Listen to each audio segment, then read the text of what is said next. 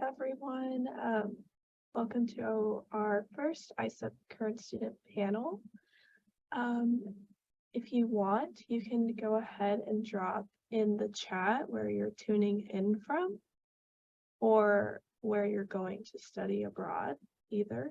Feel free to put that in the chat.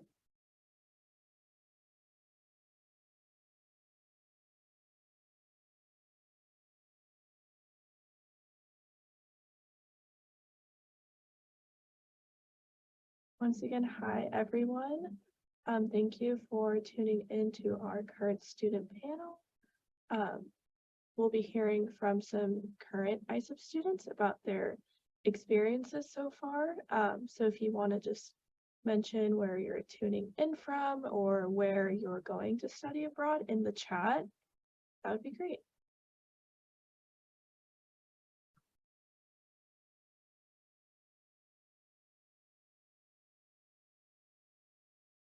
I love seeing everybody saying where they're coming from in the chat and where they're heading. We have a lot going to the US, going to Spain, Japan. Awesome. Definitely.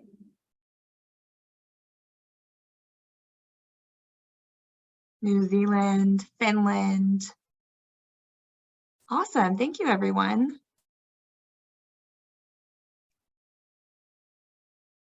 Oh, a lot of students. I think we'll probably go ahead and get started since it is 12:03. Thank you for tuning in to our current student panel. So the first thing that we're going to talk about for the students tuning in is how to complete your ISEP acceptance package. So if you are going on ISEP Exchange, your acceptance package, and this is the same for all students, will be in your ISEP account and dashboard. Just click Acceptance Package tab, and then you'll have about 3 weeks from the time you receive the acceptance package to complete it. So you will see the due date on the top, so just make sure to read everything very carefully and then complete it by the due date that's listed. Your acceptance package has 3 main sections that you need to complete. So there's a student contract, a medical form, and then of course the acceptance payment. Keep in mind that some universities might pay this on your behalf, so it might not appear in your ISEP dashboard, but if you have any questions, you can always contact your student services officer for clarification. So for students going on ISEP Direct, again, your acceptance package is also located in your ISEP account on your dashboard under acceptance package. You'll also have 3 weeks from the time you receive it to complete it. The due date will be listed at the top. Your acceptance package has 4 sections that you would need to complete. So the first is the student contract, the medical form, the program deposit, and then lastly, the enrollment in ISEP insurance. And so this is for ISEP Direct. So the student contract has program information. This information really has everything you need to know about the program start and end date, the housing benefits, the meal benefits, if that's applicable to you, so it's most likely for exchange students. Make sure that you read all of this information very carefully and follow the directions that are listed from your host university in order to access all of the benefits given to you. If you have any questions, again, you can always reach out to your student services officer in your ISEP account. The contract of participation contains important information from the host university and ISEP. So this just outlines some expectations and rules that they ask you to abide by. So make sure to read that carefully, along with the ISEP conditions of placement. So if you have any special notes, that will be listed there. And finally, the signature. So once you've reviewed everything very carefully, make sure to sign the contract to confirm that you have read and accepted all of the terms listed on your ISEP acceptance package. Now we'll talk about the medical form. So this is a good opportunity to list any medical history and any medical needs that would require any sort of accommodation while you're on program. So if you feel that you want to share anything, please feel free to do this on the list here. This is for exchange only. So there is an ISEP exchange acceptance fee. Your acceptance will only be processed once you complete this acceptance fee. So please be sure to complete this in order to finalize your placement at the host university. And you can find this on the invoices tab on your ISEP account. So your program deposit is only for ISEP direct students. Your acceptance, again, will only be processed once you complete this program deposit. It's also located in the invoices tab on your account. And then the next step would be to enroll in the ISEP health and safety program. So this means enrolling in insurance through ISEP's insurance provider. And for direct students, you must be enrolled in order to be considered accepted. So please be sure to do that. And then for exchange students, this differs a bit. So you will enroll and pay for the health and safety program after you are accepted. So now I'll turn it to our moderator for today's panel, Jackie Langdon. She is a staff member at ISEP who also studied abroad, and she'll be moderating the panel and asking all of our panelists some questions. So thank you, Cynthia. Yeah, as she mentioned, I'm Jackie Langdon. I'm the marketing manager at ISEP. I studied abroad at University of Costa Rica, took my classes entirely in Spanish for 7 months, lived with a host family. I absolutely loved it so much that I came back and was like, wait, you can pursue a career and study abroad. So it's been wonderful getting to connect with students like each of you and like our panelists today. Just to note that we do have a list of questions that we're going to be going through, but also this is an opportunity for you to be able to ask any questions that you have. So if you have anything that you're wanting to ask our panelists, please feel free to type that in the chat, and my colleague Grace will be able to read those out. But yes, I am joined today by 4 wonderful student panelists who I will have go and introduce themselves. So how about we start off with Kami, maybe saying, you know, where you're from, where you're studying abroad. Yeah, just giving a little intro to yourself to our students joining us today. Okay, hello, my name is Kami. I go to school in the US at McDaniel College, and I'm currently studying abroad in South Korea at Ewha Women's University. And I'm a political science major and a philosophy minor. Awesome, thank you so much. Oriana, do you want to introduce yourself next? Yes, I'm Oriana. I'm actually a senior in speech path major. I am currently doing the study abroad program at Miami University, Oxford, Ohio. And I'm from Uruguay, from the Catholic University of Uruguay. Thank you, and thanks for joining us today. Kiona, do you want to give an introduction? So hello, good afternoon to you all. Good morning to me and Cami. It's currently like 1 a.m. here in South Korea, April 12th. Wow. I am attending Ewha Women's University as well, and I originally attend school in the US in Flagstaff, Arizona at Northern Arizona University, and it's so glad to be a panelist and be able to answer your questions today. Well, we're glad you're joining us too, especially with the time difference. So thank you. And last but not least, Isaac, you want to go ahead and introduce yourself? Yeah, of course. Hi, my name is Isaac. I am from the US. I'm from Washington State University in the US, and I'm currently studying abroad in Hong Kong at the Chinese University of Hong Kong. And I'm an international business major, and my minor is Mandarin Chinese. Wonderful. We have such a well-rounded group here with us today, both in the students attending and our panelists. So we can go ahead and jump into it with the first question. Feel free to unmute yourself and chime in, but I can call on you if we need to do that. But I would like to start off with hearing from each of you. What was your arrival experience like when you arrived in your new host country?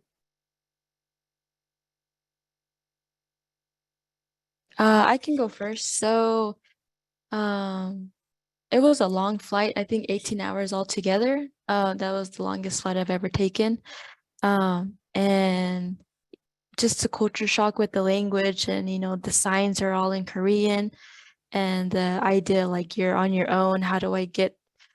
So the airport is like maybe an hour away from the university. So I have to get my luggage. I have to get my things. I have to find a cab. I don't have a Korean number. You have to have a Korean number to get taxis or something like that, unless you just wave your hand and get one. And a lot of the times they don't talk to you because they don't speak English. So a lot of it was like, at first you feel isolated. You don't feel like, oh, what am I doing here? But as time goes, then you just get used to it. But definitely was an experience. Well, I can continue. I had to spend like 30 hours to arrive here because there were a couple of layovers and it was really hard. I was really tired. But the good thing is that I contact a friend that is currently studying at Miami University and that went to study abroad at my university a couple of years ago, to tell him if he could pick me up from the airport, because it's like an hour and a half from the university, and it's in Cincinnati, and this is in Oxford, that's a little town. So it's a campus college that is really nice. And then he picked me up by a friend, and we stood all the road trip just talking and catching up, and it was so nice because I was like relieved. And when I arrived here, there was all this organization of people that helped me, because there were a couple of more students that came from other parts of the world to study for the semester. So it was pretty good. I'd like to go. So I thought my arrival experience was going to be very shocking and difficult because I had never been to Asia before. But surprisingly, my arrival was really, really nice. I expected there to be a lot of barriers as far as COVID, but there wasn't really when I arrived in Hong Kong. And that has, the restrictions have relaxed a lot, which is nice. Also, if anybody's going to Hong Kong, the public transport system is incredibly easy to use. So I was able to find my way to the university very easy. And also, when I got to the university, I was very lost, but I looked lost, and a local student actually asked me if I was an exchange student who just arrived, and I said yes. And they helped me get on the bus, and they actually took me to my college dorm, so I could get checked in and everything. So everybody here has been very nice and very helpful. So that was actually surprisingly easy. So I had a good time. So kind of bouncing off of what everyone else said, it was a really long flight from Maryland, US to Seoul, South Korea. I think it was in total like 17, 18 hours, same as Kiona. And when I got to the airport, since it's such a large airport, and like she said, a lot of the signs are in Korean, it can be confusing. But thankfully, I was able to find people to like help me. And if like I asked a security guard or something for help, even with the language barrier, they were still able to like help me and direct me.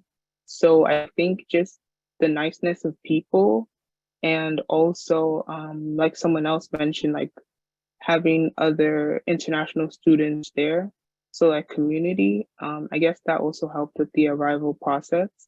But I also did a lot of research before I came.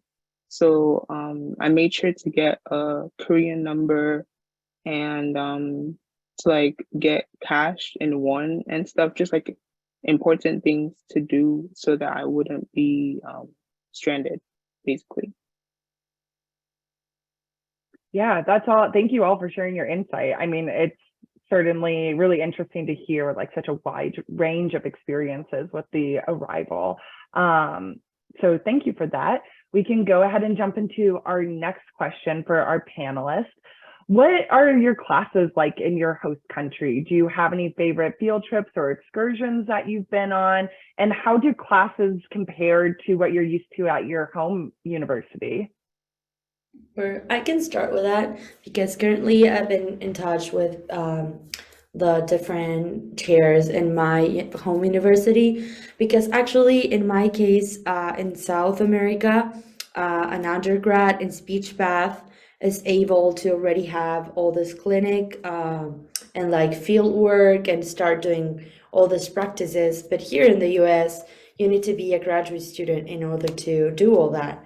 So I was kind of struggling at the beginning, and I just decided to go reach out to one of the different advisors that were over here organizing the clinics and ask her if like I was allowed to start doing some clinic work despite not being able to. But in my country, as I've been doing all this, they allowed me, and thankfully I've been working with different patients at the clinic, and like of course always supervised and joined by the graduate student. But it was really nice how I could actually be flexible with that, and they were flexible. So I really recommend you, whether you have any of the situations, just don't hesitate and try to do what you want to do, because they will be willing to help you.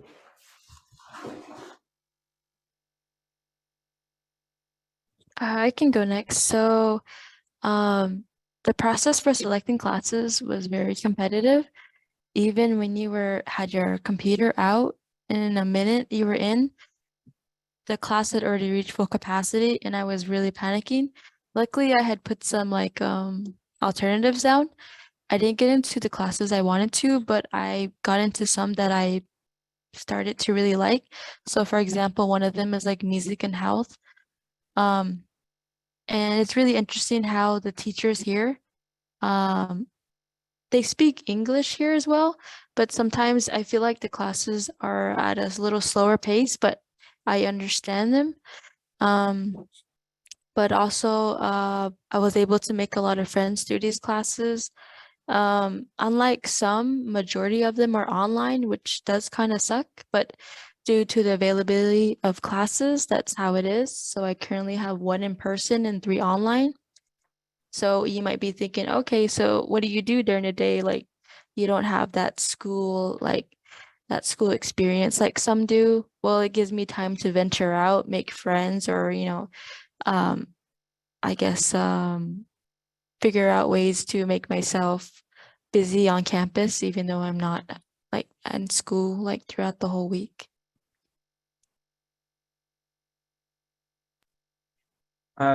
Yeah, I'd love to answer this question. I was actually excited when I saw it because the actual classes here at my university are a lot different than they are from my home university. So I kind of just wanted to outline the differences.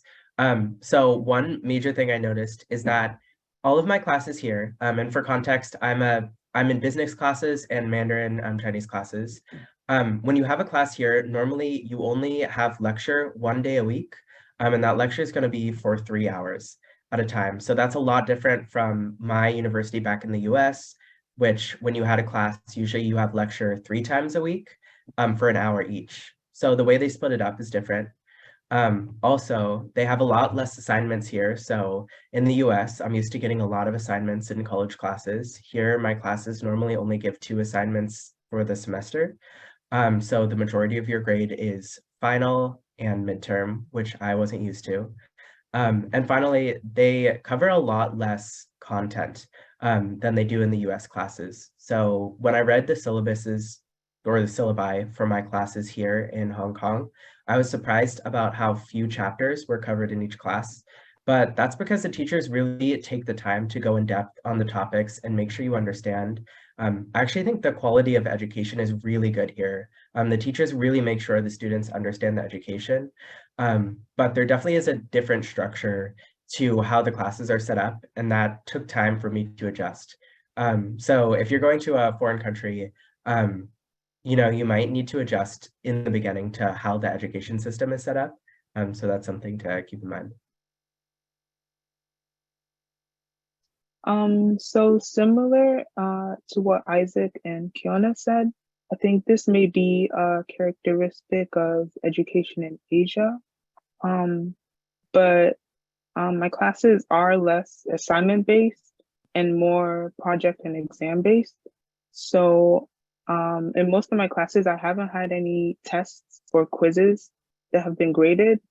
Most of my grade comes from midterms or exams or like a big essay. So just 2 to 4 assignments for an entire class, which I am definitely not used to because in the US, we usually have assignments due every single class. And I usually have class 2 to 3 times a week. So you can see how that would build up and become stressful. But I feel like here, I have more time to actually digest what I'm learning because, like they previously mentioned, professors also teach at a slower pace. So they really take the time to explain the material and make sure that the students understand what is being taught. So I guess that could take away the need for tests and quizzes. But other than that, I feel like the general structure of lectures here has been pretty similar to the American structure of lectures. As Kiona mentioned, all my professors speak English, and some of my classes are more lecture based, while others are more discussion based. So it can also be up to the professor what the layout of the class will look like. So yeah. Yeah, thanks to everybody for sharing their perspective on that. I know in particular, US students who are going abroad can oftentimes struggle with not having as many like assignments or like check-in points. So that's something to definitely like be aware of, whether you're coming to the US or you're leaving from the US. You may have to shift your time management skills a little bit, like make sure you're really holding yourself like accountable. And I think one thing to keep in mind is if you're not having those touch points to like regularly like check in on how you're doing with all these homework assignments, make sure that you're asking your instructors for help if there's something that you're not necessarily grasping. People are really receptive to students who are putting themselves out there in a new culture and wanting to learn and wanting to get help. So that's something that a couple of our panelists spoke to and something that is certainly important to be mindful of. So we can go ahead and jump into our next question. How have you met friends while abroad, and what has your experience been like meeting locals? Well, I must say I found a sister from another mother in here, and I'm so sad I have to go back because of saying goodbye to her. It was one of the first weeks of school that I was feeling kind of lonely. I will always have, because here we have like the dining halls and all the food is included for my program. So I will go have a meal all of the different like times, and I will call my mom and like eat with her because I was feeling alone. And sometimes I decided to join some friends, but as I'm a senior, my senior and junior friends are all in houses and eat in their houses, and they don't eat in campus. So sophomores and freshmen do live here in dorms and eat here, but like I was 3 years ahead of them or 2, so it was like kind of harder to get them known by a class or something. So one day I was in the line for the dining hall, and I was just like I'm every day, hey, would you eat with me? Like, would you sit with me, have dinner with me? And I sat with this girl and her friends, and we started talking. And then the next day, dinner at 6, and the next day, dinner at 6. And now I became like really her sister. We're soulmates, and I love her. And that's the way I've been doing with all the different people I've been known. Just be outgoing, because if you ask something, if you ask another person to that you reach out to join you, to hang with you, they will love it. They would want to know where you're from. They will be interested, and that's fun.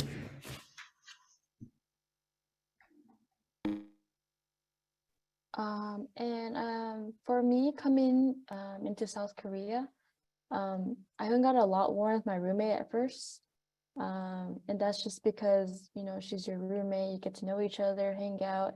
And I don't know if I believe it's a Asian thing, but like technically people don't come up to you. It's they're respectful of one another.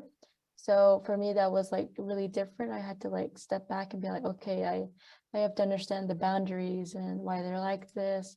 But if they do that, then it's kind of like, why are they doing that? But maybe they just genuinely want to get to know you because maybe they speak some English, and a lot of the times they do when they want to practice English and say like, oh, how does my English sound type of thing. As far as locals, very rarely you'll find some that speak English or minimal.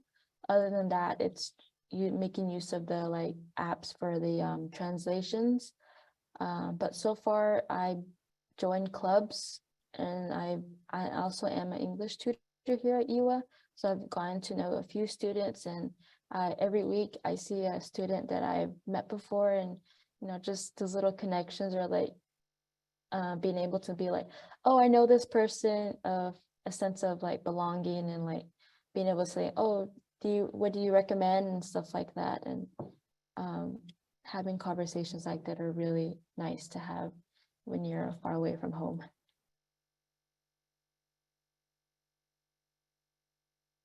As far as meeting friends, I really think that joining some sort of recreational sports team is by far the easiest way to meet people.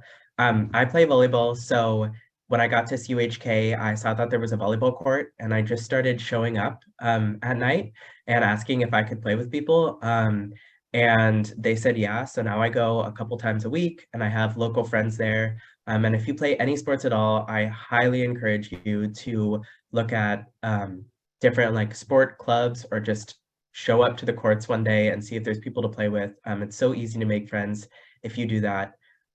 Also, in particular, if anybody's coming to Hong Kong, students almost always speak very good English here, because most classes at the university level everywhere in Hong Kong are taught in English. So you'll be able to communicate with students even if you don't speak Cantonese.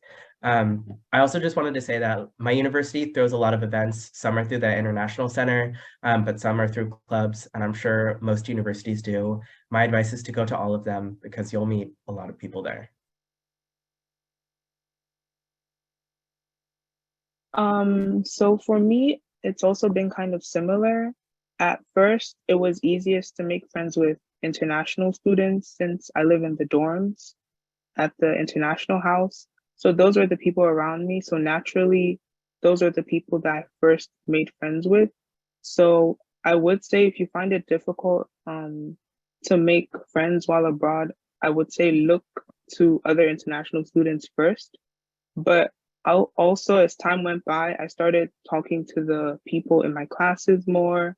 And sometimes Korean students would come to sit with me, and we would start talking and stuff. And like Kiona mentioned, it's very rare for Koreans to approach you because that may be the culture, which I was actually informed about before I came here, that if you want to make friends, you might have to make the first move, which can be difficult for more introverted people, but it's usually worth it at the end. And other ways I've made friends is like through tutoring and through church too. I've met a couple people through church, and also just clubs, and just being open to activities and stuff. But yeah, it definitely gets easier over time. Awesome. Thank you. Everybody has such good advice. Okay, so do we have any questions that we need to address in the chat, Grace? Yeah. We do. So we have one that also asks like how to make friends, but a question that we haven't really touched on as much is navigating the language barrier. I know we touched on it a little bit, but in general, if you are studying in a country where the language is different than your native language, could you provide some recommendations or some advice on how students can navigate the language barrier? Well, I'm from a Spanish-speaking country. The thing is that I've been always learning English, so I think you also have to bear that in mind. Like, for example, if you are from a English speaking country or going to Asia, you might know that most of the people or the students like at least would know how to establish a conversation pretty much, or because English is known everywhere more or less, but of course there's a little bit that you can communicate with.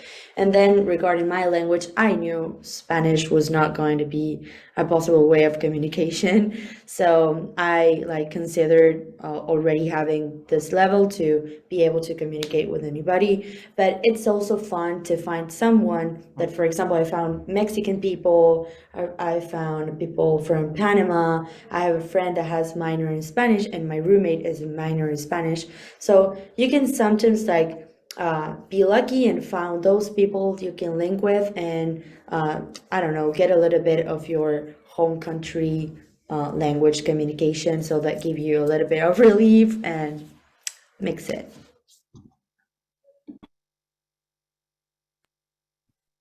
Awesome, thank you.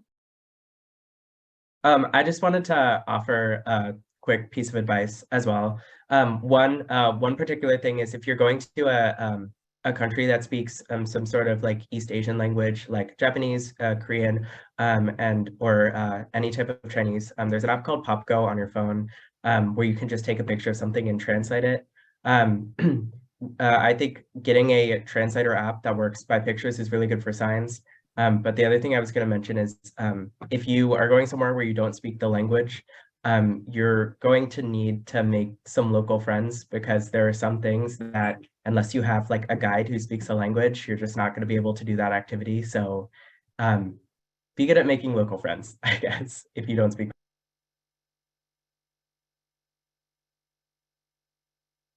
And you said the app was called PopGo, Isaac? It's called Papago. I can spell it for you if you want.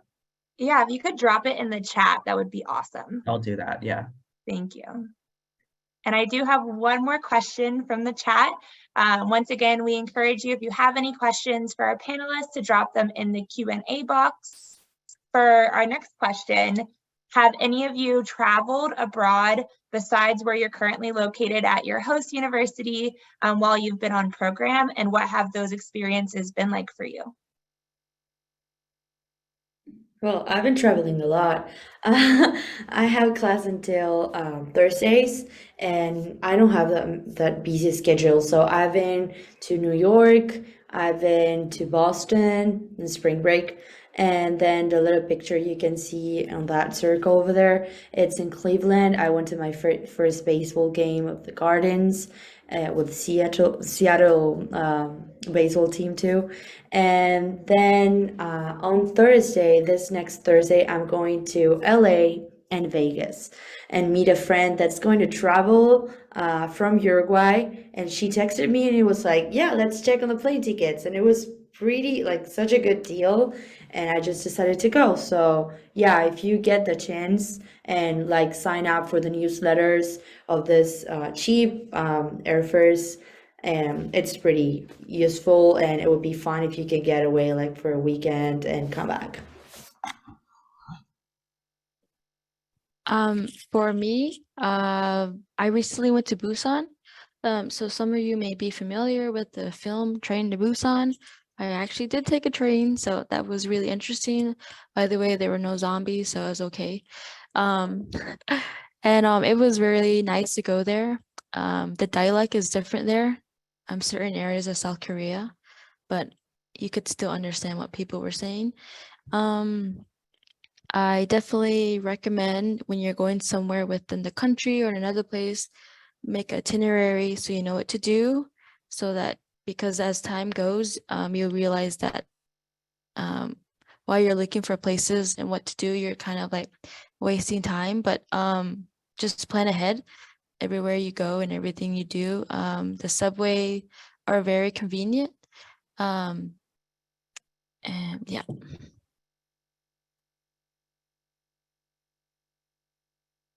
Awesome. Thank you, everybody. So we'll go back to my list of questions that I have here.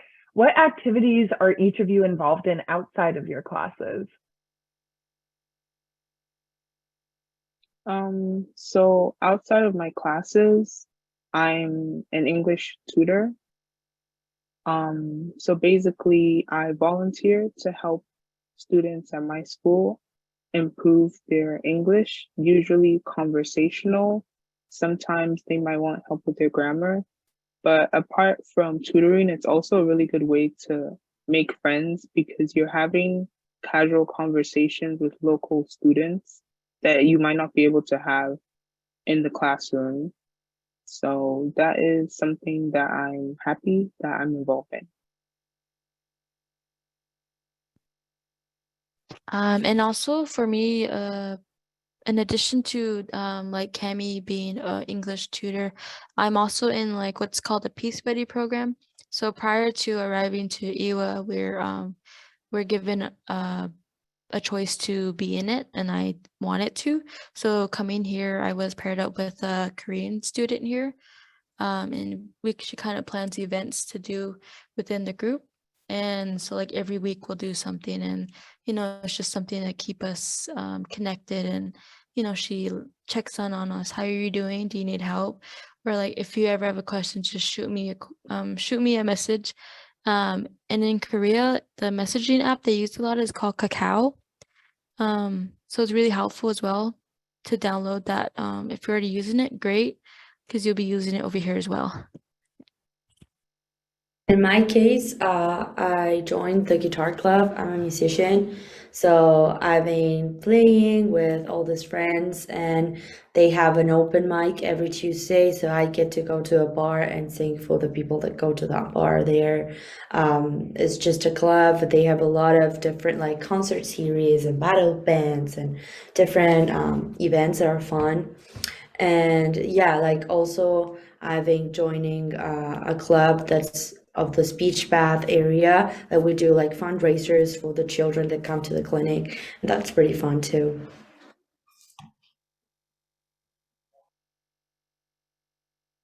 Awesome. We have a few more questions. Oh, sorry. Did you want to go? You go, Isaac. No, actually, I was just gonna say, like I said earlier, I am on a volleyball team, which I really like, but that was it. Awesome. Thank you. We do have a few more questions in the chat. We have one that's specifically for Kiana and Cami. We have a student who's also going to be in Seoul, and they wanted to know if you ever go on, I think you kind of mentioned weekend trips to neighboring countries, different cities, and if so, maybe you have a top one that you would recommend. So as far as traveling outside of South Korea, you have to wait till you get your alien registration card, which can take up to, I think, a month or two. Currently, we're still waiting for it to come back. So we have to stay in South Korea. If you are to go out of South Korea, then your visa is no good. So heads up on that. As far as cities, I haven't really traveled anywhere besides Busan and staying within Seoul. But yeah. Yeah, like Kiana said, we can't really leave the country till we get our alien registration card.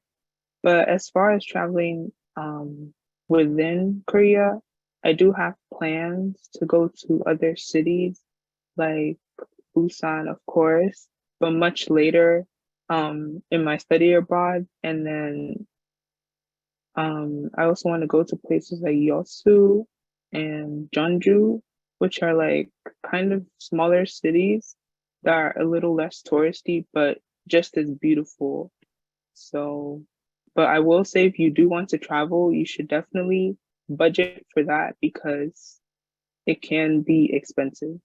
So, Awesome. Thank you. And we also have another question. We've kind of already talked about this in terms of extracurricular organizations and opportunities, but do any of you have recommendations on how students can find these opportunities, on how they can get involved and get started? Here, for example, in Miami University, they've got an area that's called the Armstrong Center, that it's like this building where they got all this 24-hour fair of like different clubs you can join and organizations, and they're like I don't know, maybe every month one day where they like do it in a bigger extent, and they share all the different clubs and possibilities to do.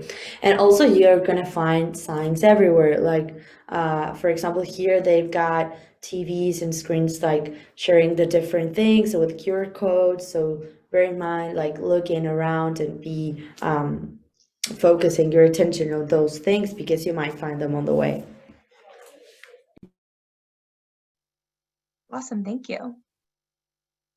Awesome. Well, I know that one of our panelists is going to have to leave in a couple of minutes. So, Oriana, I want to make sure to take the chance to ask you what have been some of your favorite experiences thus far, or what have been some like cultural differences that have maybe just anything you'd like to share about your experience in the States before you have to head off in a few minutes. Yeah, of course. Well, basically, I think here it's really different to Uruguay, because mainly I go to university where I go study and then I go back home and I live with my parents 24/7. So here it's totally different, because I live in a dorm, or even if you don't live in a dorm but in a house like as any other of the college students that live here. It's kind of fun to get this whole first experience of being on your own and like managing your like tiny adult life, whatever, and making all these friends that actually you are so surprised because they can see you eye to eye, and you can find this really nice persons that you think you've met them like since forever, and you know them since forever, but actually it's just like how you linked and how you matched. And be open to having experiences. Don't hesitate, like if you want to do something, if you want to take an opportunity, join a club or something, do it, and then you can decide about it. One thing for sure, it's been challenging for me being an undergrad here and being a senior, because on my way back, I will not be able to like keep up with what my classmates are doing. I will be like, there's a chance I'll have to do another year of school, but that's fine. And you need to be prepared for those things, because this is a one on a lifetime experience, and you get all these different supports and different services the whole program gives you, and I'm really thankful for that. And it's wonderful. Like, you need to take it. If you're scared, if you have fears, you need to do it, and you'll be fine. Like, if you don't get your way to the university, you'll find it eventually, and you'll get people that will help you. So I'm just grateful. Thank you for sharing all of that. And for anybody who's interested in continuing to learn more about Oriana's experience, she is one of our digital ambassadors this semester. So if you're not already following us on Instagram and TikTok on @studyabroad or @ISEP Study Abroad, she's somebody who is posting about her experiences from the States. So thank you for sharing your experiences both through social media and here on this panel today. Thanks so much. It was a pleasure. Awesome. Well, our panel's not done yet. I just wanted to make sure that she was able to kind of give some last thoughts about her experiences in the US. So we'll jump back to some questions that we have for our panelists. What is a cultural difference in your host country that you didn't expect or that you had to adjust to?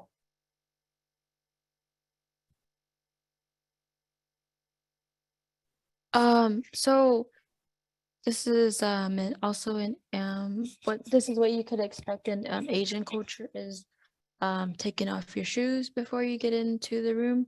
So for example, when I got into my dorm room, there's like a step, there's a flat floor, then the step into the room. And I already kind of knew that's where my shoes go, because in a way it's like it's a way of keeping dirt or like bugs out type of thing. And also you have your separate shoes for the bathroom as well. And also not just in the room, but when you go out to places in public. For example, they'll have you take off your shoes by the bathroom, or I saw a restaurant where you took off your shoes as well. Another thing is the food, the difference in the food here. They tend to taste a little sweeter than usual. For example, I had pizza and like the tomato sauce was like sweet, and I was like, this is not pizza, but it's pizza here. And like the meal etiquette. So it's kind of like self-serve here. You have side dishes, like for example, you have pickled radish, you have kimchi, and like silverwares like the chopsticks, spoons, and napkins. Some of them are like very convenient to where you're at the table, you just pull it out, and then there's all your silverwares. And I know it's kind of in the US, it's not really nice to slurp, but it's okay to slurp here because it's like it's a way of saying the food's really good.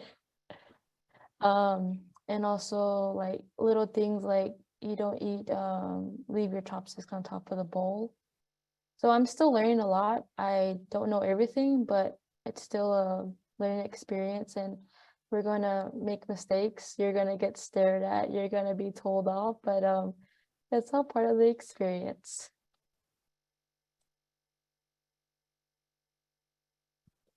For me, I definitely feel like I've been able to assimilate pretty well because I'm Nigerian and African culture is actually pretty similar to Asian culture. And I did a lot of research before I came, but I think the biggest culture shock for me was the fast-paced, like city culture of Seoul in particular. It's like everyone has a goal, everyone it's kind of like face forward, and it's just like doing their thing, going where they're going. So like people are not going to hold the door for you. People are not going to say excuse me, and it's not really like rudeness. It's more so I guess just the city culture. It can kind of be compared to New York culture. If you've ever been to like New York City, it's kind of similar like that. And because there's just so many people in Seoul, there's not really even space for that politeness unless you're having a one-on-one interaction with someone. So that was definitely something to get used to. And like I mentioned, like the overpopulation, being from a school that's in the countryside, I just wasn't used to constantly being around people. Like elevators are usually packed. Most spaces are usually tight out in the city. So that can be something to adjust to. So I will say if you have like a fear of crowds or something, that should definitely be something you look into before studying abroad in somewhere that's so populated. Yeah, I'd love to jump off of that point. So I think one of the biggest culture shocks for me here in Hong Kong is that Hong Kong is very crowded, much more so than the US, especially public transport. So when you are taking things like public transport, you will probably bump into people, and they're not going to say, excuse me. And nobody holds the door, but that's not because they're trying to be rude. It's really not rude here, but I think it's just because when you're in a culture that is very crowded, there almost just isn't time. So it's not really rude to brush past people without saying excuse me or not holding the door. So that's something you just got to adjust to. And I didn't actually like crowds before coming here, and I still don't love crowds, but I used to get nervous in crowds, but now I don't feel anything. So it took some time to adjust, but after I adjusted, it was completely fine. And I don't mind crowded spaces at all.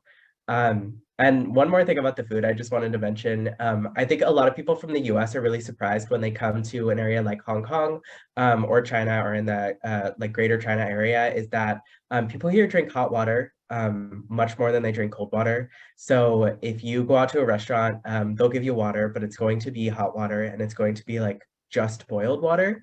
So it's going to be very hot, and people will normally carry around thermoses with just water in it. And it's pretty hard to find cold water sometimes. So if you're coming to this area, that's one thing to know. Thank you to each of you. Do we have more questions in the chat? Okay, good. Yes, we do. We have a few. So our next question, speaking of adjusting, and I'm sure all of you have some tips on this, do you have any advice for students who are adjusting to a time change on their program? or how to best adjust to a time change? I know all of you, it's about midnight right now. Because I'm an international student in the US, I am very used to having to adjust to time changes. And the best advice I would give is to not give in to your body wanting to sleep at an odd time. Like you really just have to push yourself to live like it's like the new time zone you're in is your regular time zone. And that's honestly the best way to adjust. And like making sure you eat at like the regular time so that your stomach can adjust, and just sleeping a lot when you first arrive, and staying healthy and hydrated, very important too. Awesome, thank you. Did you have something, Isaac? No, I think she covered it really well. Awesome. We do have another question that was asked a little bit ago. I know we kind of touched on it, but does anyone have recommendations in terms of purchasing airfare? Any tips and tricks? Yes. So, before you do this, do your ISEP, make sure that you know when you're supposed to check in for dormitory. That's when I would say that's when you should get airfare. As far as airlines, you can take like Asiana Airlines, Delta, Korean Air. I personally took Delta Air and I had a good experience with that. But it just depends on your preference and how much you're wanting to spend. But definitely keep in contact with your advisor for Asia, so Rachel, and keeping up with your host institution so you know that you're arriving on time and you're not paying for a ticket when you're not supposed to arrive. So Awesome, thank you. I know we had some questions like this in the chat. As Kiana mentioned, you will receive in your acceptance package information on your program start date. And if you have any questions on your exact arrival time or housing check-in, usually this information is communicated to you by your host coordinator or in your housing contract. But if you do have questions on this, we encourage you to reach out to your student services officer. And we do have a few more quick questions in the chat.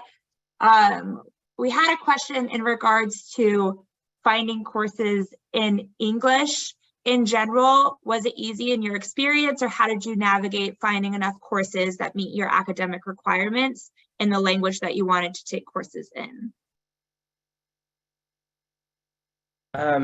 Yeah, so I had that worry coming to Hong Kong, because although I am pursuing Mandarin as my minor, I don't speak Cantonese, which is the version of Chinese spoken here in Hong Kong.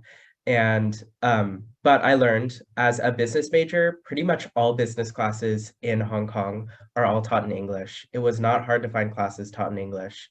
Moreover, I know that just in the general area, from what I've heard, a lot of business classes are taught in English because that is the kind of language of business, even in this area. So it wasn't hard to find English classes. EWA actually tried to make it easy to find English classes, because in their portal, there's actually like a separate website to find English classes, and they made that information very clear to us. So before I came to Korea, I actually had to get my courses approved. So I had already pre-selected certain courses, and even though I didn't get into all the classes I pre-selected because of the rigorous course registration, I made like a very extensive list of backups. So I will say it is good to plan, because through planning, I was able to get classes that I like and classes that are all in English. So yeah. Awesome, thank you so much. We only have a few minutes left, so the last question that we'll ask from the chat, we do encourage you, if we didn't get to your question today, to reach out to your ISEP Student Services Officer, who will be able to provide further information. But the last question that I'll leave us with from the chat and then turn it back to Jackie is, do you have any tips for packing, what to prepare and organize for your arrival to your host university? Okay, I can answer this real briefly. So for packing, bring things that you're already comfortable using, because chances are you won't find what you're using in another country. So for example, some of them are like Vicks, or like, I know I've heard that hair dye here in Korea is not very strong. It's like lighter compared. So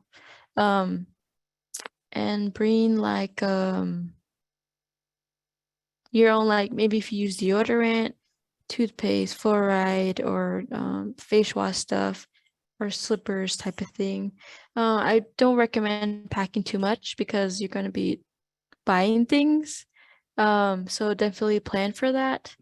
And find ways to like fold your clothes and stuff to make more room.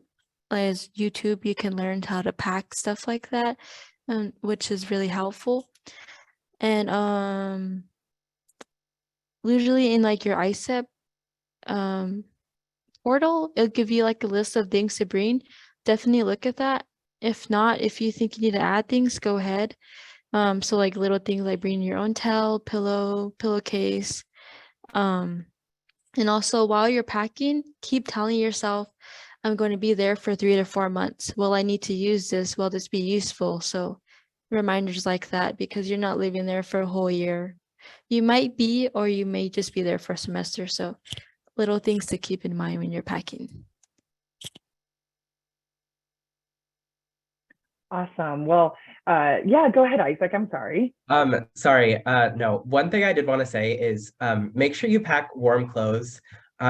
Even if you don't think you're going to a cold country, where I'm from back in the US is much colder than Hong Kong, but they don't have heating here in any of the buildings or dorms. So it gets really cold. And also because of the humidity difference, you get colder a lot faster.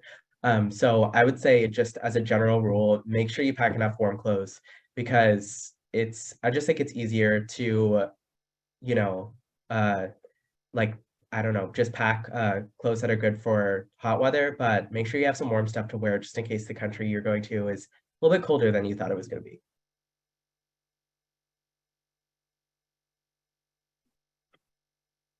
Awesome. Well, thank you to everybody for all of your wonderful insights today. Our chat covered a lot of the questions that we were going to ask our panelists anyway. So thank you for having such a wonderful discussion. And I will go ahead and turn it back over to my colleague, Cynthia. Thank you guys so much again for joining us, especially with the time differences in Hong Kong and Korea. So we're super grateful. I just want to go over this super quickly. If you have any specific questions, don't hesitate to reach out to your ISEP Student Services Officer. They're listed here, but you can find their information on your ISEP account under your dashboard. So please feel free to reach out to them with any specific questions you might have.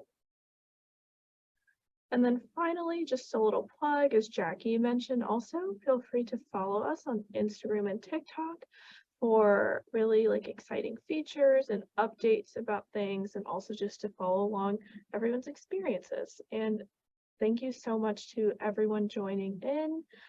We really appreciate you taking the time, and yeah,